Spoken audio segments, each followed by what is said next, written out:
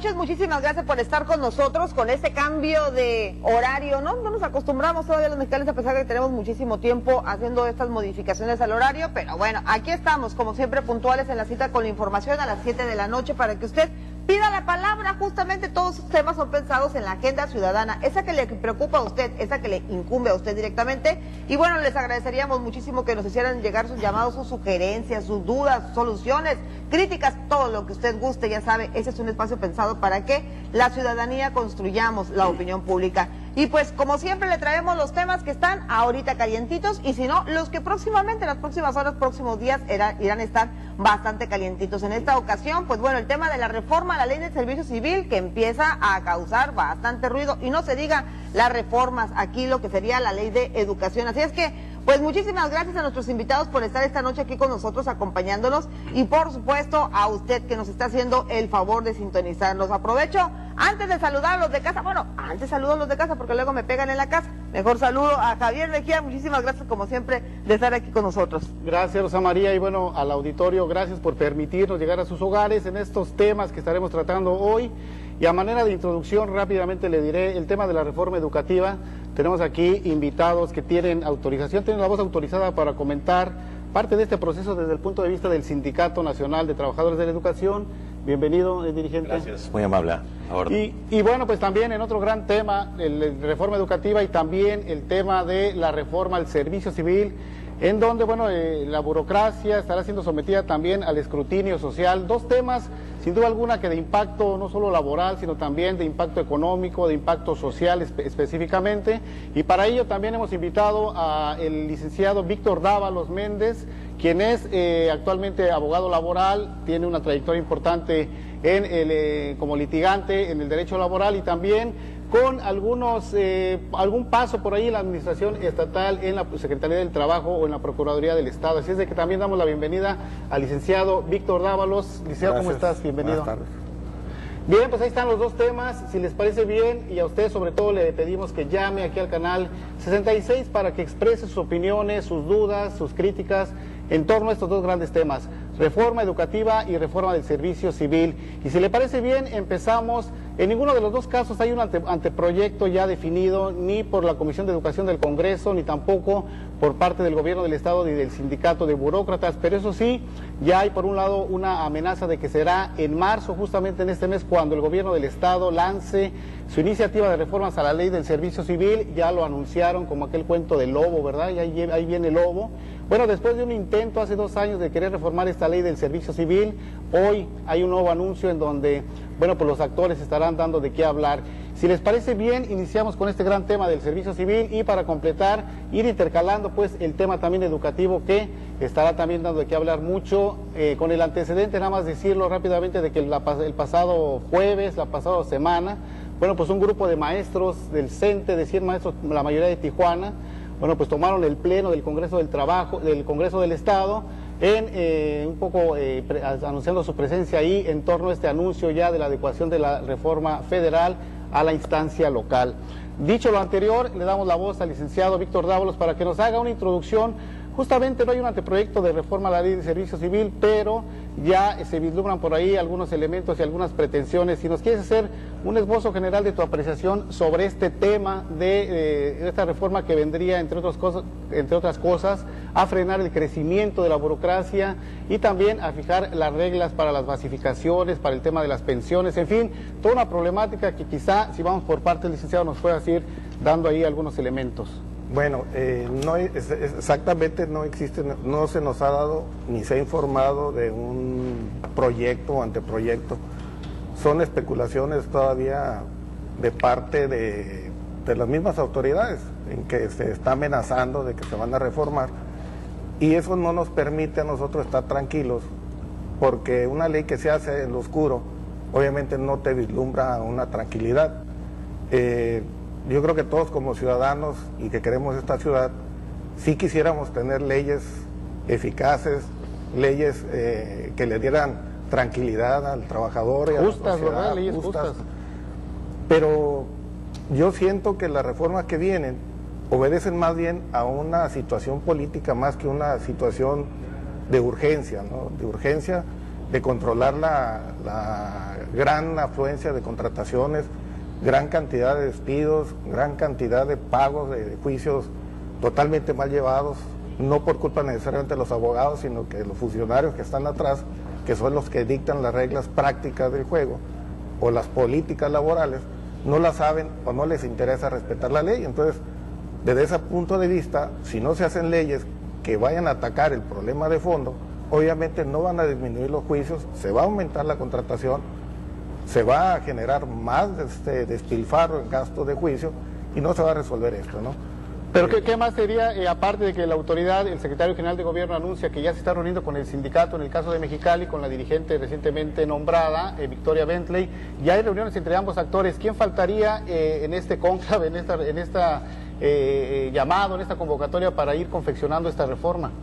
Bueno, las personas que tú me dices podrán ser muy buenas en su área, pero definitivamente no dan seguridad que estos den y atiendan al problema de fondo. Yo te diría, bueno, un problema de fondo es la contratación.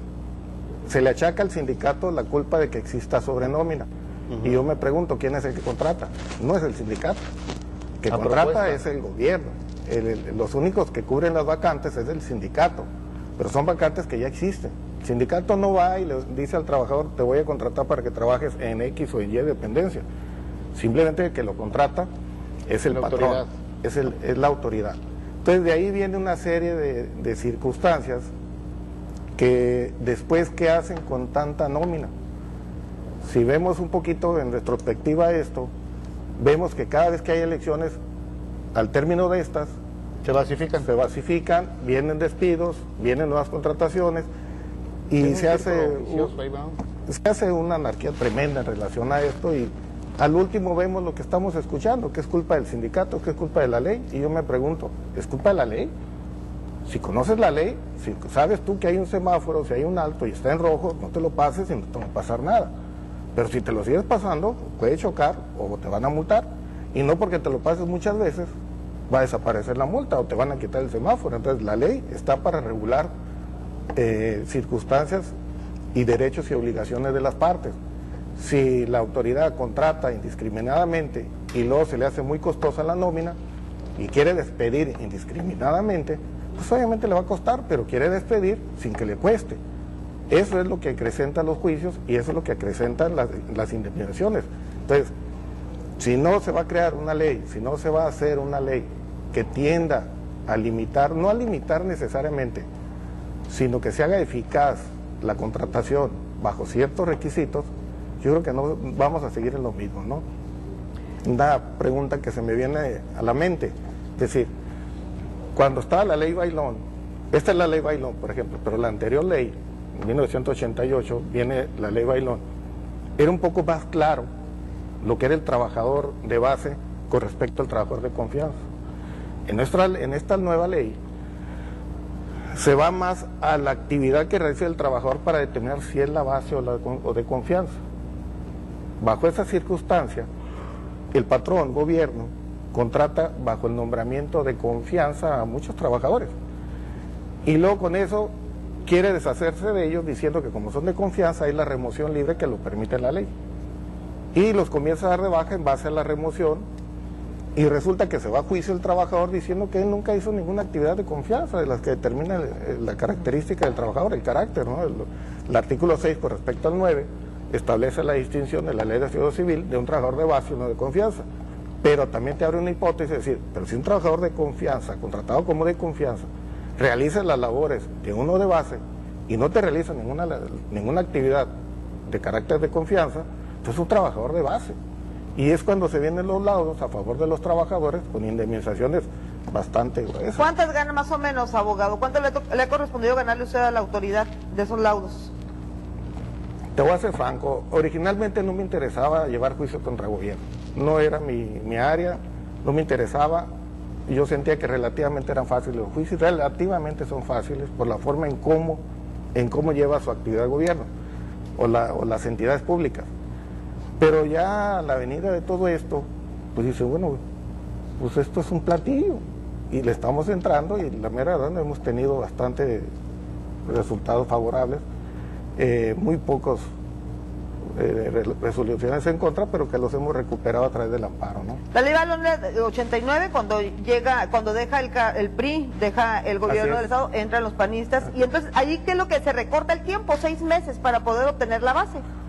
Para demandarla. Para demandarla. Si vamos a la esencia de los 6 meses, realmente los 6 meses no deberían de existir, porque la Constitución no te habla de un término para que tú tengas tu derecho a la seguridad en el empleo. Entonces, la Constitución te habla, por ejemplo, en el artículo 123, en la última fracción de la fracción del apartado B, te habla que los trabajadores de confianza no tienen estabilidad en el empleo. Entonces, en base a eso, la Ley de Servicio Civil, en el artículo 51, te habla que tiene remoción libre los trabajadores de confianza, pero te habla también que los trabajadores de base la obtendrán a los 6 meses de realizar una actividad análoga a la uno de base. Pero yo digo, bueno, la Constitución no te establece términos. Si tú entras desde un principio a realizar una actividad que es necesaria e indispensable para el servicio, desde ese momento te tienen que dar la base, ¿sí? Porque la Constitución establece la seguridad en el empleo, no te la condiciona. Entonces, se han buscado simulaciones, más que todo, para evadir la responsabilidad del patrón de tener un trabajo, de darle la seguridad en el empleo. Entonces, hay otros trabajadores que son que le llaman de lista de raya o temporales, ¿no? Que son los que vienen a sustituir a un trabajador una vacante, o a los de lista de raya que se utilizan para en algunas actividades, más que todo de bacheo, de ese tipo. Pero si analizamos de fondo, son trabajadores que deberían de tener la base inmediatamente. Entonces, si ahorita se está especulando que van a abrir de 6 meses a un año y hasta 3 años, pues va a ser muy curioso cuando esto se lleve a través de un análisis constitucional, que la Suprema Corte de Justicia puede llegar a tener conocimiento y resolver si ese tiempo que ahora se está planteando realmente es constitucional o no, que obviamente la Suprema Corte de Justicia va a decir que no. ¿Sí? Porque la Constitución Federal no lo determina así. No lo determina así. Y no hay ninguna norma que pueda estar por encima de la Constitución. Así es. Bueno, está la ley del servicio civil, ese es un tema, es un apartado de lo que estamos hablando. Pero también está el tema de la reforma educativa. Se acortan los tiempos, tenemos aquí con nosotros y le agradecemos muchísimo de nueva cuenta al dirigente de la sección 2, Alejandro Gudiño. Hoy a conferencia de prensa, hacen un llamado también por algunas situaciones que se están viviendo en el Estado, normalistas y demás. Y bueno, ya se acercan también los tiempos, se acortan los tiempos para que se apruebe en los estados la reforma federal de la ley de educación. Así es. Bueno, antes que nada voy a echar mi tercio ahí con el otro tema. El problema grave que también tiene los municipios y las autoridades estatales es que la ley también habla que los empleados de confianza, cuando tienen más de 3 años, en ese momento también se les tiene que indemnizar o se les tiene que basificar. Entonces, ahí ese es otro problema que tienen, porque desde el inicio, como lo dice atinadamente el abogado, no hacen una definición correcta de un trabajador de confianza y un trabajador de base, y la contratación cuando la hacen sin pensar en la función que va a realizar, y lo contratan como que si fuera empleado de confianza, pero en realidad está realizando actividades de base, ¿no? O de un trabajador sindicalizado. Por otro lado, metiéndonos ya a nuestro tema, también quiero comentarte que la Ley General del Servicio Profesional Docente, obedeciendo a la reforma constitucional de diciembre del 2012, sale publicada el 11 de septiembre, y ahí nos fija algunas reglas que nos han generado controversia. Aquí en el Estado se habla de que mañana pudiera haber una sesión extraordinaria para mandar a comisión el tema y pasarlo de comisión inmediatamente a pleno y poder votar la ley del servicio profesional docente para el Estado de Baja California y la ley de educación.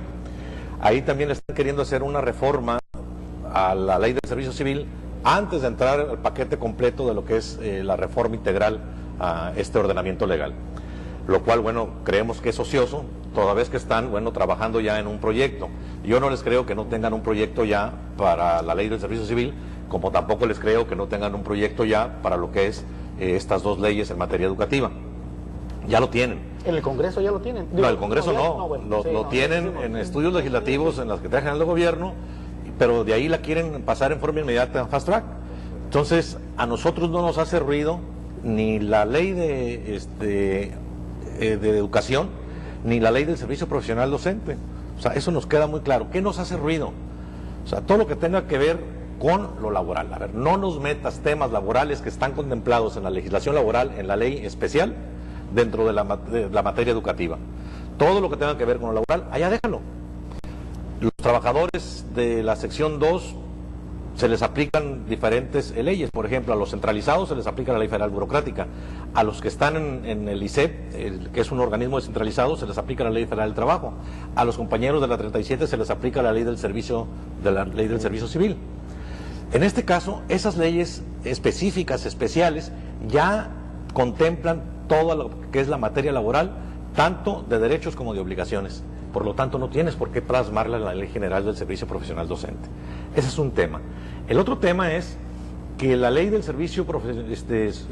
la Ley General del Servicio Profesional Docente establece en su artículo 6º transitorio que todas las contrataciones que se lleven a cabo en tanto el Instituto Nacional para la Evaluación de la Educación no emita las reglas y los lineamientos necesarios para establecer cómo se van a llevar a cabo los concursos, se tendrán que seguir haciendo conforme estaba establecido antes de la publicación de esta ley.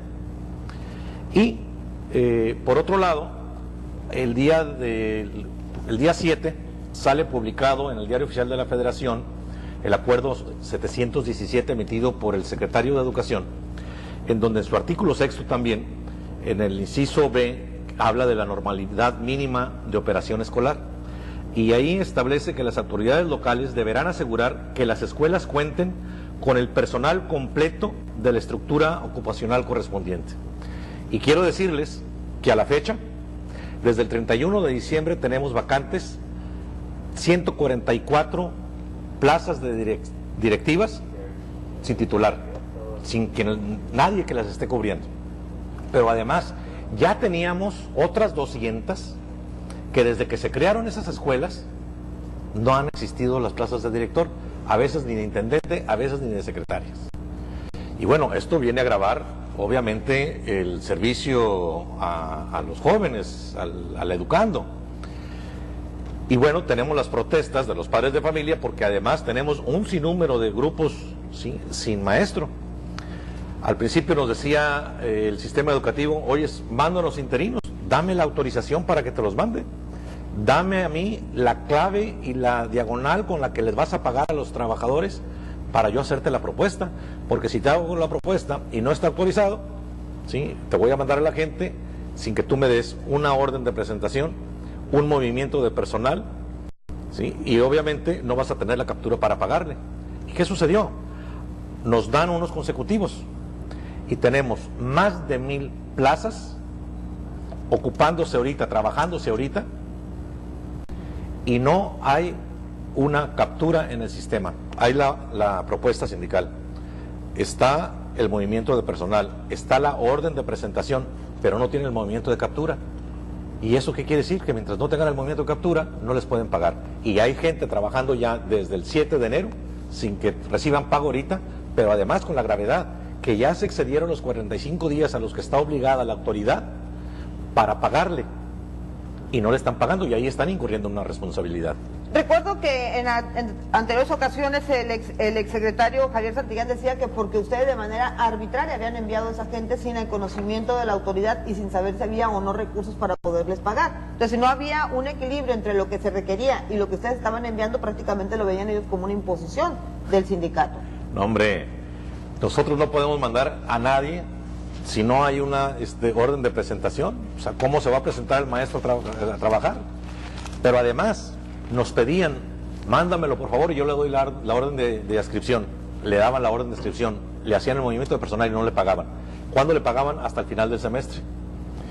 ¿Qué hacían? Lo que están haciendo ahorita: están dejando 344 escuelas sin director, que obviamente gana 3 tantos más que una plaza inicial de un maestro frente a grupo, y al final del semestre les pagan, porque ese maestro hace las veces de maestro frente a grupo, más aparte de director, ¿sí?, y le pagan un solo sueldo en lugar de estar gastando 4 tantos de lo que equivaldría a un sueldo. ¿Para qué? Para cubrir los 500 comisionados que tenían. Entonces, en este caso, ¿qué sucede? Algo muy importante que instruyó el gobernador es: regresen a todos los comisionados que están en el sistema educativo estatal a su salón, que ahí es donde tienen que estar. Y eso lo aplaudimos. ¿sí? Y lo agradecemos, porque esto nos iba a venir a ayudar y a alivianar el problema de pago. ¿Pero qué sucedió? Bueno, que desmantelaron el sistema educativo, se quedaron sin personal en un momento dado, competente. A lo mejor de los 500 hubieran requerido unas 30, 40, 50 personas que llevaran adelante el sistema educativo.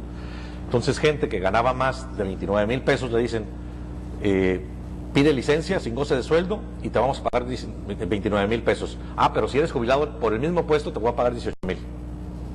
O sea, una incongruencia jurídica total. ¿Para qué los querían? ¿Para qué los sacaron de las clases? ¿Para que se fueran a la administración? Para que se fueran a la administración. Para que se fueran a la administración, vamos a llamarle así. No a las campañas. No nos metamos a otros temas, ¿no? Vamos a ir a un corte, vamos a regresar porque el tema se pone candente. ¿Qué va a pasar con estas reformas y en qué podrían afectar o beneficiar, dado el caso, a los trabajadores? De eso y muchísimo más le vamos a continuar platicando después de este corte.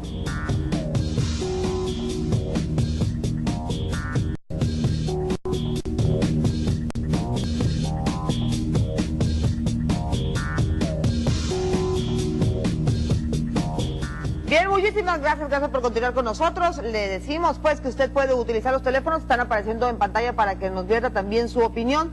Bueno, pues también hablando aquí con el dirigente de la sección 2 del CENTE, nos decía que van a entregar 340 llaves a la Secretaría de Educación, Gobierno del Estado. 344 llaves de 344 escuelas que no tienen director, ni las 144 que ya tenían antecedente presupuestal, que ya está el recurso autorizado, como de las 200 que nunca han peleado ni han gestionado el recurso para pagarles a esos 200 maestros que se encargan de las direcciones. Entonces son 344 escuelas que vamos a entregar al sistema educativo para que se haga cargo de. El propio acuerdo a que hacía referencia hace rato nos habla de que se tiene que llevar a cabo una descarga administrativa y fortalecer los consejos técnicos y la labor del supervisor, porque ahora le queremos cargar al supervisor tareas administrativas igual que al director, cuando los tenemos que dedicar directamente al trabajo educativo para que se preocupen por aumentar la calidad de la educación, no para estar haciendo trabajos administrativos, porque entonces, bueno, ¿quién se va a encargar del proceso de enseñanza-aprendizaje?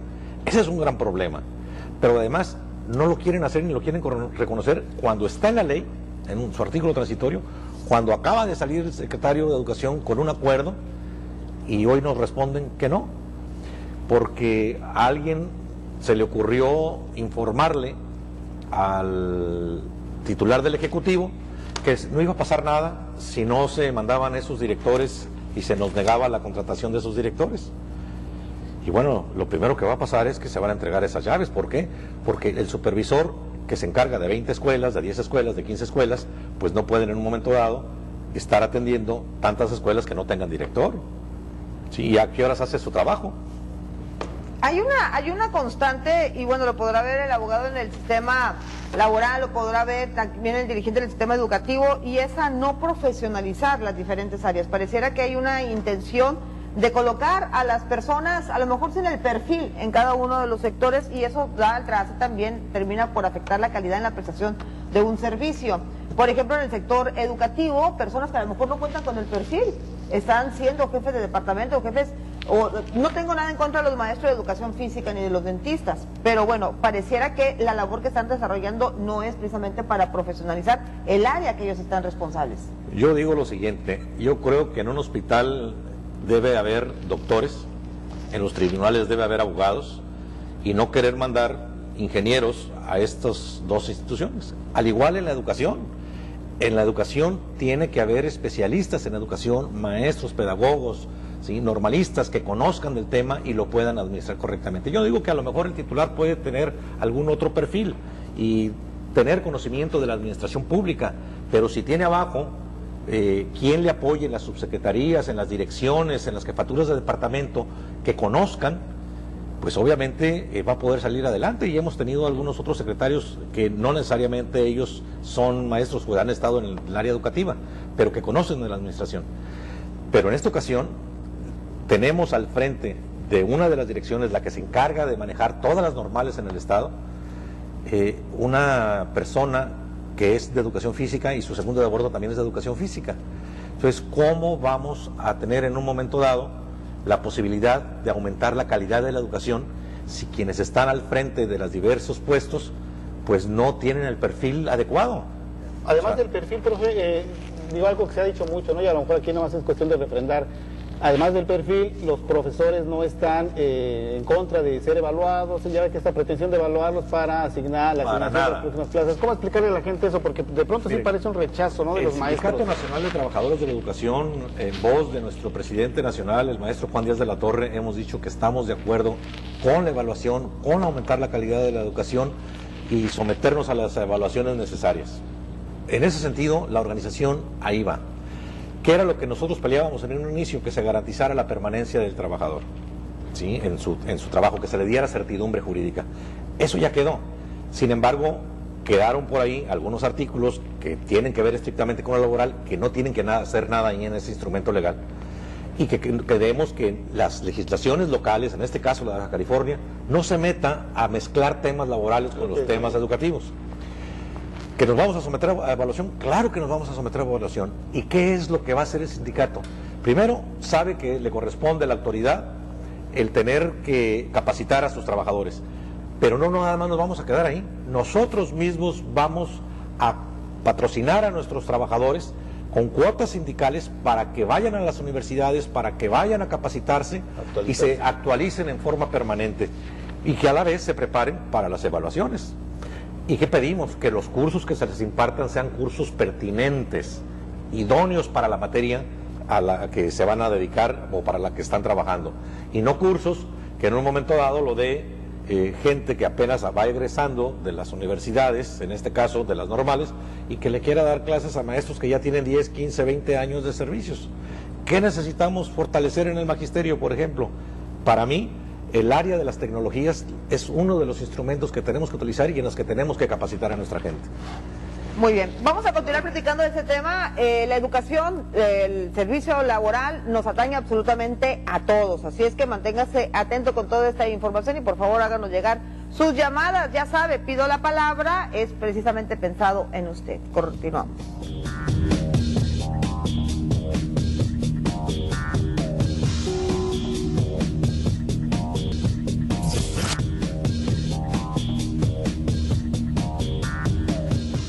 Le agradecemos mucho sus llamadas. Nos preguntan aquí para Víctor Dávalos, ¿qué va a pasar con los trabajadores que se basificaron en la legislatura pasada ahora con la nueva ley del servicio civil? ¿Les afecta? No, para nada. Yo casi estoy seguro que van a ganar el juicio. De hecho, nosotros estamos defendiendo uno de ellos. Y básicamente lo que están haciendo ahorita es entorpecer el juicio. Están tratando de patear el bote porque las defensas que están haciendo de veras son fatales, son terribles, un desconocimiento total de lo que es el derecho burocrático. Hablan de un escalafón para ingresar a trabajar al Congreso. Si el Congreso jamás ha hecho un escalafón para entrar a trabajar, y mucho menos para alcanzar la base, ¿de dónde sacan un escalafón? Y lo hablan de un escalafón en el cual están peleando a un trabajador el que se le haya dado la base. Eso sí es cierto, los sueldos son un tanto exagerados, pero no están peleando las cosas sustanciales. Tú no tienes derecho a la base si eres un trabajador de confianza. Eso era lo que estaba, el punto controvertido era ese, pero nunca lo atacaron. Siguen metiendo que incidentes de acumulación, que no tenía derecho por esto, pero la mera verdad es preocupante que una institución como es el Congreso desconozca sus propias leyes, que ellos mismos elaboraron, ¿no? María del Refugio nos dice, tengo 3 años con la demanda, soy del Parque Vicente Guerrero y nunca hemos tenido respuesta. Bueno, la lentitud de los juicios no necesariamente tiene que ser culpa del abogado, ¿no? El litigante se ajusta muchas veces a los términos, desafortunadamente, que impone el tribunal. La forma en como le hemos encontrado aquí para que se aceleren o se prosperen los juicios es a través de los amparos indirectos que se tramitan ante un juez de distrito, que en base al artículo 17 constitucional, que establece que los juicios deberán de ser prontos, expeditos y dentro de los términos que marca la ley. En base a eso, cuando se excede la autoridad para hacerte un acuerdo, para notificarte una promoción o X trámite procesal, cuando se excede un término, el abogado pues está recurriendo al amparo indirecto y el juez de distrito, en palabras así si quieren un poco, entonces le jala las orejas al tribunal y dice, oye, sí, cierto, estás cayendo en una lentitud que estás violando la Constitución, y eso hace que los tribunales aceleren el trámite. Entonces, sí, ahorita lo que ella debería de hacer es decirle a su abogado que lleve a cabo un trámite ante un juez de distrito contra, digamos... ¿Así lo han hecho ustedes, sí. Abogado? Sí, sí. Me acaban de notificar ahora uno, ¿sí? Precisamente. Señora Gloria Rogelio Gudiño se dedica más a la política que a lo que es el del aula, dice. Hay un tanto maestro que no tiene trabajo, que son recién egresados, ¿por qué no quieren soltar las plazas?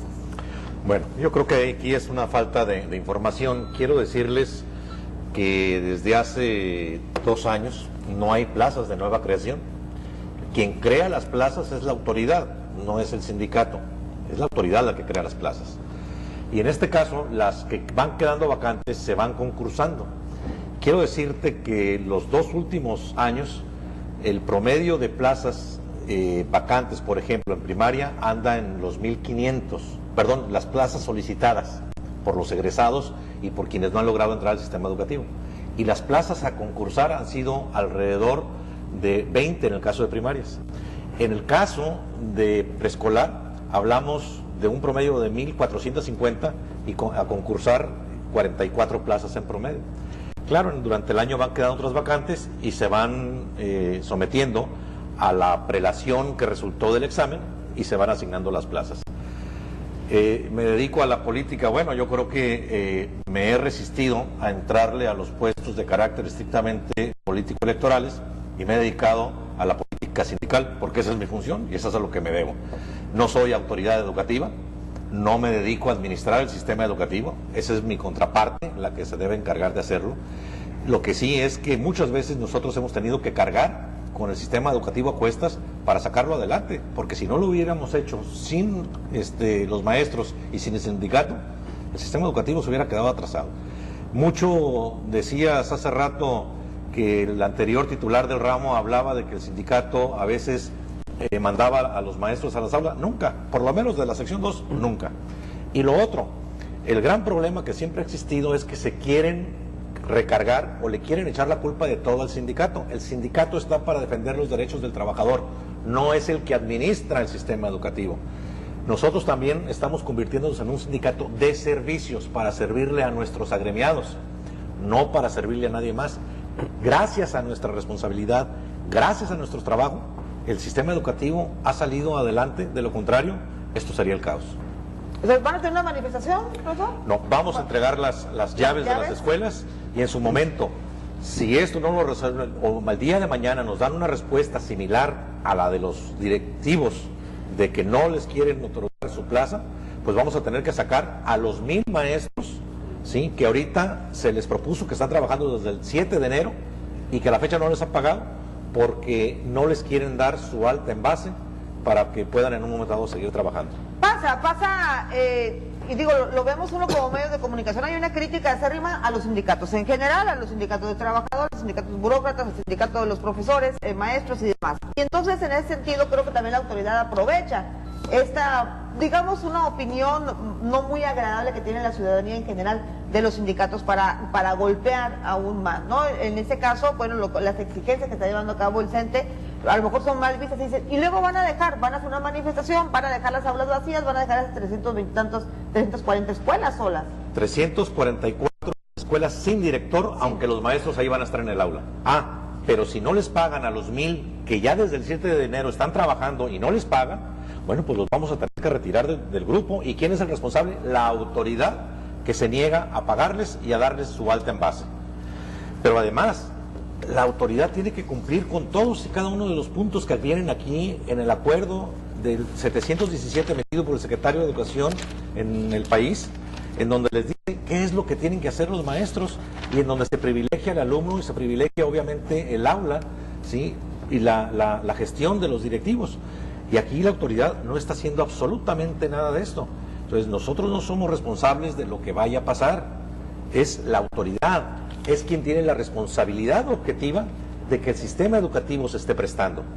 Yo no te puedo exigir que vengas a trabajar aquí al Canal 66 si no te pago, o al abogado yo no le puedo exigir que me defienda en los tribunales si no le pago sus honorarios, ¿sí? O al padre de familia no le puedo exigir que vaya a donde tiene que ir a trabajar, que labore y que no le paguen. ¿De qué se va a vestir? ¿De qué se va a alimentar? ¿Tienen maestros de cuánto más o menos? ¿2, 3 años que no les habían pagado? No, bueno, ahorita tenemos del 7 de enero para acá, pero quiero decirte que el 2 de enero le hicimos entrega de este documento al Ejecutivo del Estado, en donde le decimos que afortunadamente logramos sacar 1.357 pagos, ¿sí? En diciembre, pero que se quedaron 710 trabajadores sin cobrar, ¿sí? Y luego dice la autoridad educativa, es que hemos hecho un gran esfuerzo como nunca se había hecho. No, siempre se les ha venido pagando, pero después de 6 meses. Yo quiero saber quién de los televidentes trabaja 6 meses gratis y que hasta después de 6 meses le pagan, ¿sí? Yo creo que nadie. La responsabilidad es la que nos ha hecho estar ahí. Y yo creo que ya basta de que la gente esté trabajando sin cobrar. Eso no puede ser. Eso es. Y bueno, hay una tendencia también, Víctor Dávalos, abogado, hay una tendencia también a menospreciar el trabajo del sindicato o a despreciar el trabajo del sindicato de burócratas de la misma ciudadanía, una tendencia en contra de los mismos trabajadores de la burocracia.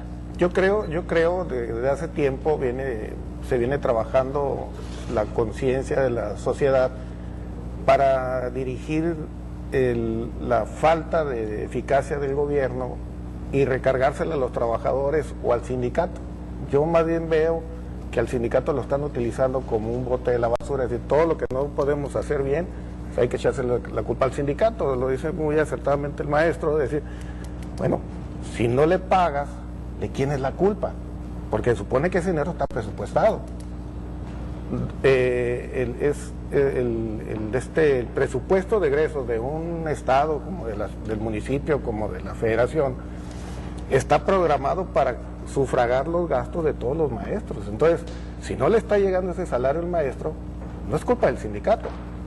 Pero sin embargo aquí sí le echan la culpa al sindicato y no se atiende a la causa, se atiende a los efectos. Y aquí es donde está la incertidumbre, yo creo que todo ciudadano, ya no estamos hablando de abogados, maestros, doctores, la incertidumbre del ciudadano. Realmente, ¿qué está pasando? ¿Sí? ¿Por qué no se toma y se aterrizan los temas y se hace un análisis profundo de qué es lo que está provocando el problema? Y no tratarlo de cubrir con reformas que solamente son retrógradas, porque esas reformas, hasta donde yo he escuchado de las que se trata, son retrógradas, que yo no le veo nada de reformas, ¿eh? Y aquí vamos a un punto muy importante. La Constitución Federal, el artículo 1, ya está manejando cuestiones de los derechos humanos, que habla precisamente de la remuneración del salario como un derecho humano. Ya no estamos hablando como una prerrogativa del 123, del apartado A, del apartado B. Ya no estamos hablando como un derecho a la previsión social. Estamos hablando como una prioridad, el derecho humano a percibir un salario, ¿sí?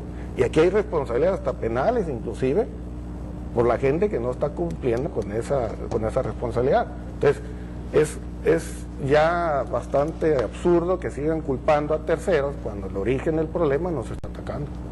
Vamos a ir un corte, profesor. Ya sé que quiere hablar, quiere tomar la palabra. También invitamos para que tome la palabra, pedir la palabra. Vamos a regresar de este corte porque tenemos muchísimo más todavía de este tema.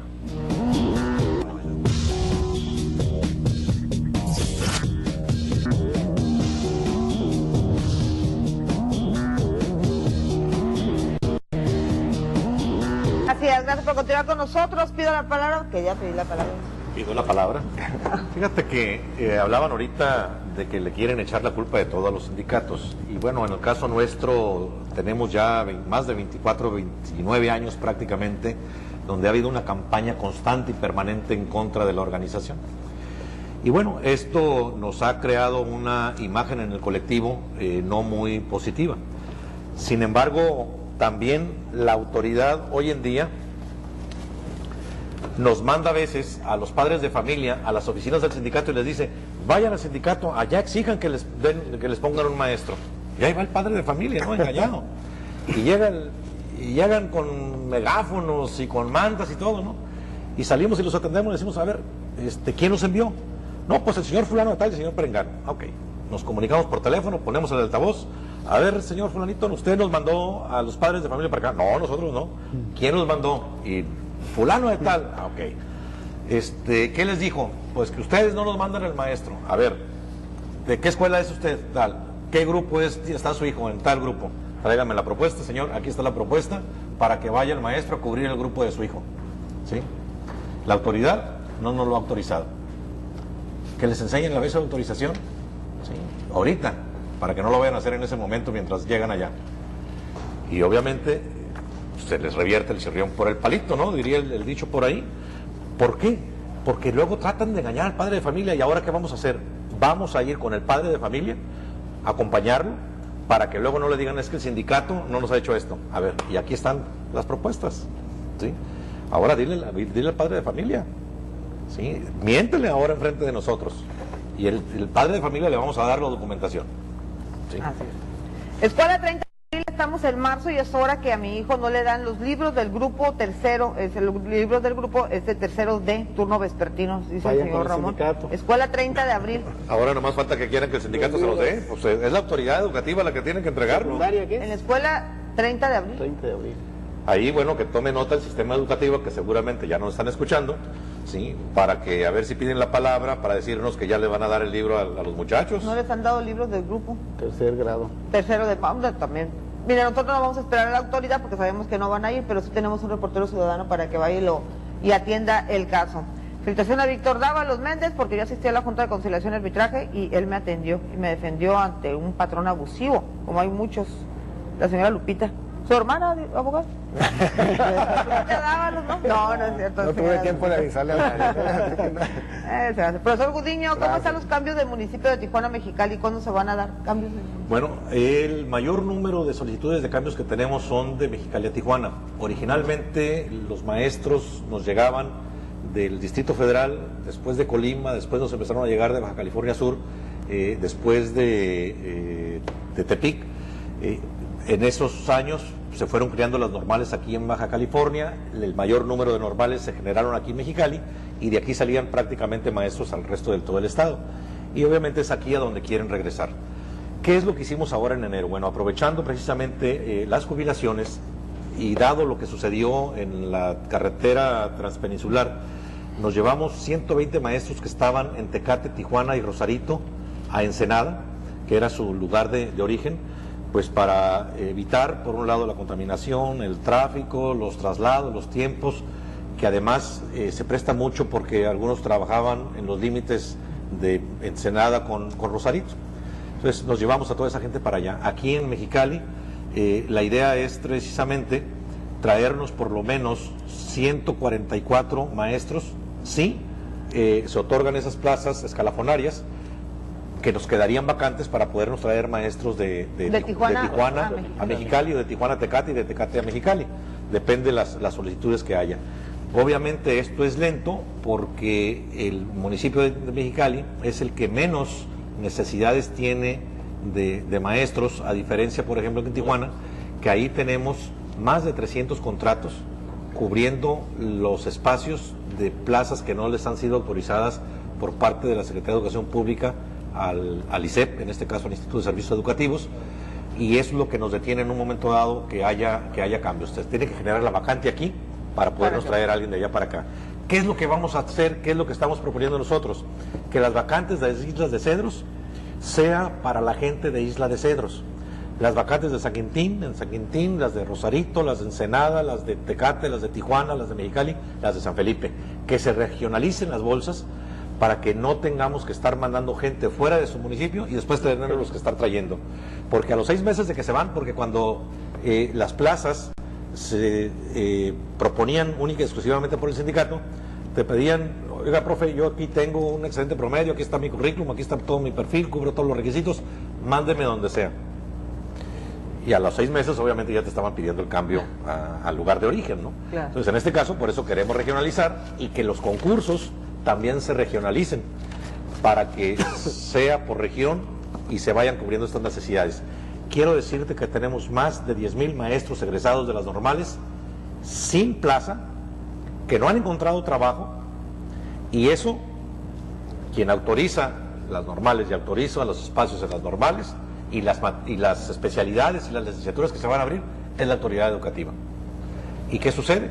Que bueno, las siguen abriendo, siguen creando expectativas al muchacho, el muchacho llega, se inscribe y resulta que sale 10,000. aproximadamente en todo el estado. Jorge Vázquez, director de Normales, el director de Normales nos pregunta, ¿apoyará que el director de la Benemérita Fronteriza conteste escritos con 30 faltas de ortografía y de redacción? Pero en lo absoluto, claro que no. ¿Sí? Como no apoyamos cualquier irregularidad, y me adelanto, que se presente en cualquier escuela del nivel que sea, de parte de directivos, de parte de administrativos, de parte de maestros, de quien sea que cometa alguna irregularidad y que esté al margen de la ley, en lo absoluto lo defiende el sindicato. Las plazas para maestros se reparten entre conocidos, porque los concursan para las plazas y ganan y no se las dan a los demás, sino nada más a sus conocidos, dice el señor José Luis Romero. Pues yo creo que está mal informado. Debo decirte que ahorita por un lado se concursan y por el otro lado también quiero decirte que las vacantes que nosotros tenemos ahorita propuestas son vacantes para maestros en servicio que tienen plaza de una jornada de 20 horas para que tengan su segunda jornada de las otras 20 horas docentes en servicio. ¿A quiénes se las otorgamos? Obviamente a los que mayor antigüedad tienen en el servicio y que obviamente ya cumplieron con todos los perfiles y con todos los requisitos que les exige el puesto para el cual están aspirando. Porque pelean derechos y no obligaciones, acudan al valle y elijan, dice, y a la escuela que elijan van a ver la impuntualidad de los profes en todas las escuelas. Para eso necesitamos a los directivos, que si alguien en un momento dado no cumple en tiempo y forma con sus horarios, pues se les tiene que poner el retardo y en su momento pues una falta. Nosotros defendemos los derechos del trabajador, ¿sí? Pero quien debe velar por las obligaciones que tiene pues es la autoridad, y si la autoridad no empieza por nombrar directores que puedan hacerse cargo de esto, pues ¿quién nos va a vigilar? Así es. Dice, somos maestros de Tijuana y desde hace 6 años estamos esperando el cambio a Mexicali. Dice que no les hace caso, profe. Que no, les da la cara. tenemos gente que tiene más de 10 años de antigüedad y que no se pueden mover. ¿Por qué? Porque tienen las 2 jornadas y difícilmente se abren vacantes que sean compatibles para que se puedan venir con sus 2 plazas. Secundaria 208, Ejido Puebla, turno vespertino, grupo 12, no tienen libro de texto desde que ingresaron. Es otro seguimiento también que le vamos a dar, por supuesto. De Luis Méndez se va a pasar lo mismo de los maestros, que no se les ha pagado a los estatales tampoco. Ya es una problemática. Tienen el problema también ellos muy fuerte ya. ¿Cuándo nos pagan a los interinos que estamos cubriendo a los comisionados de la sección 37? También preguntan de la sección 37. Es el mismo problema. Aquí la autoridad es quien tiene que responder para quien está llevando a cabo una tarea, una actividad, un trabajo dentro de instalaciones del sistema educativo. Es la autoridad la que tiene que responder por ese pago. Bueno, pues estamos, ¿qué? Un minutito para concluir. Abogado, ¿qué va a pasar con la ley de servicio civil? Esperemos que realmente la ley la recibamos con gusto, que nos dé expectativas para resolverle los problemas a los que llegan a pedirnos asesoría, que traiga soluciones de eficacia para que las sentencias o los laudos se cubran en menor tiempo y de esa manera que ya no se generen más salarios que también arrastran a la condena, ¿no? Entonces esperemos que los diputados encuentren la brújula o busquen personas que los puedan asesorar correctamente y realmente hagan una buena... Abogado, Milagros a la Villa. ¿Qué vamos a... Bueno, yo lo que pido aquí es que la autoridad actúe con sentido común, que la autoridad vea que es fuera del marco legal el hacer o el dejar de hacer ciertas acciones o actividades, y en este caso están con esas omisiones incurriendo en una responsabilidad muy grande al dejar alumnos sin maestros y a dejar escuelas sin directores. Muy bien, pues bueno, ahí está la posición. Esperemos que este tema haya sido de su agrado. La ley de educación, la ley del servicio civil, temas que estarán en boga, bueno, que ya empezaron desde hace ya ratito. Muchísimas gracias, Javier. No, gracias a toda la gente que se molestó en llamar. Muy amables, hasta pronto. Nos vemos y nos escuchamos la próxima semana en Pido la Palabra. Gracias.